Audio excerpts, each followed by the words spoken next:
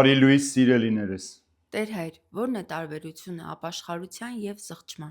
Տարբերությունը շատ մեծ է եւ հստակ սիրելիներս։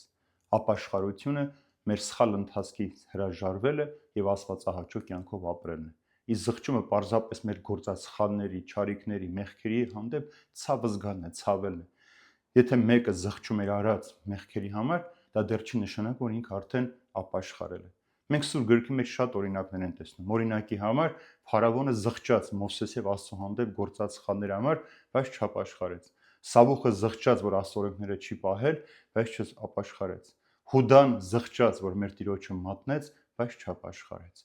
Առանց ապաշխարության մեր զղջումը արժեք չունի։ Եթե մեկը զղջում է, պետք է անպայման ապաշխարի։ Նաև առանց զղջումի ապաշխարություն չկա։ Եթե մեկը զգում է ցավ է ապրում իր գործած մեղքի համար, ինքը պետք է նաև արդյունքով ապաշխարի եւ Տիրոջից օգնություն խնդրի։ Ամենապարզ օրինակը՝ մեկը կարող էր բարկության ժամին մարդ սպանել, բանտարկվել, դատապարտվել, որոշակի ժամանակով բանտում լինելու, այնտեղ ինքը կարող է գիտակցել իր գործած սխալը, զղջալ, որ ինքը բարկության ժամանակ մարդ սպանեց, բայց առանց ապաշխարության այդ մեղքը չի կարող քո վրայից դուրս գալ։ Դրա համար եթե զղջումը իբր իրեն ընկեր ունենա ապաշխարությունը, իր չար ընթացքից կհրաժարվի, կմաքրվի եւ արդյունքներով կլվաներ մեղքը եւ արդարացած, սրբացած կներկայանա Տիրոջը։ Առանց զղջումի արդեն ասացի չկա ապաշխարություն, բայց այդ ցավը, որ դու զգում ես, դրա հետ մեկտեղ նաև պետք է ապաշխարության ճանապարհն անցնես։ Մեր կյանքում շատ են մարդիկ, մենք էլ ենք նույն ընթացքի մեջ երբեմն հայտնում, որ զղջում ենք մեր գործած սխալի համար,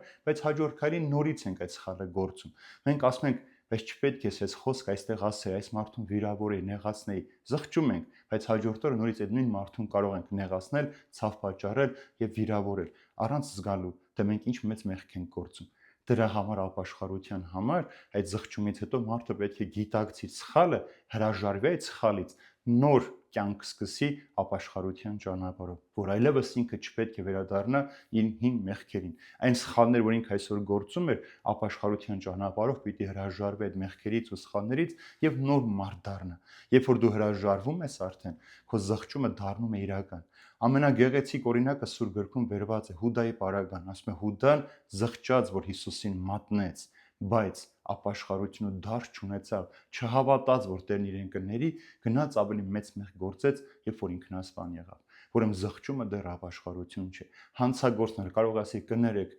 որ գողացել եմ, կներեք, որ սպանել եմ, բայց ինքը սпасի իր ժամանակ, երբ որ բանտից ազատվի, նորից գործի իր մեղքը։ Ուրեմն զղջումից հետո պետք է ապաշխարություն, ընթացքը փոխել, աստվածահաճո կյանքով ապրել եւ Տիրոջը հրավիրել գա քո կյանքի մեջ, որպեսզի այլևս մեղքը քեզ տանջի եւ դու մեղքի գերին չմնաս։